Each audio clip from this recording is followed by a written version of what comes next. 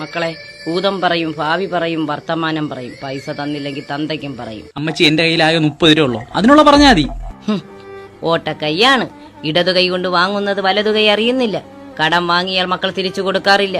അങ്ങനെയൊന്നുമില്ലമ്മ.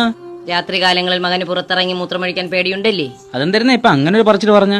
തുരുമ്പിച്ച ജന്നൽ കമ്പിയും പട്ട തുളസിയും അമ്മയ്ക്ക് കാട്ടിത്തന്നു. അതൊക്കെ പോട്ടമ്മ, നിങ്ങൾ എന്റെ ഈ കൈ നോക്കിന്റെ പെണ്ണ് ഇപ്പൊ എവിടെ ഇരിക്കുന്നത് പറയാൻ പറ്റൂ? അതിപ്പോ ആരോടെ ഇരിപ്പുണ്ട്. അതെന്തരുന്ന അങ്ങനെ ഒരു സംസാരം ഇപ്പം?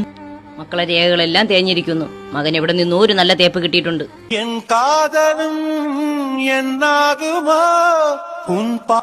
എനിക്ക് വഞ്ചിക്കാൻ അറിഞ്ഞൂടമ്മ. മക്കൾക്ക് വഞ്ചിക്കപ്പെടാത്തൊരു കുടുംബത്തിൽ നിന്നൊരു പെണ്ണ് നോക്കട്ടാ. നിങ്ങൾ ബ്രോക്കറാന്നേ? ജീവിക്കണ്ടേ മക്കളെ? ഈ പെണ്ണിനെ മക്കൾക്കമ്മ ആലോചിക്കട്ടാ. പേര് വസുമതി, തോട്ടയ്ക്കാട്ട് കയറ, 26 വയസ്സ്, അനിഴ നക്ഷത്രം. മക്കളും ബ്രോക്കറാടാ. ഈ വസുമതി തേച്ചു പോയ രേഖയാണ് ദാ കിടക്കുന്നത്.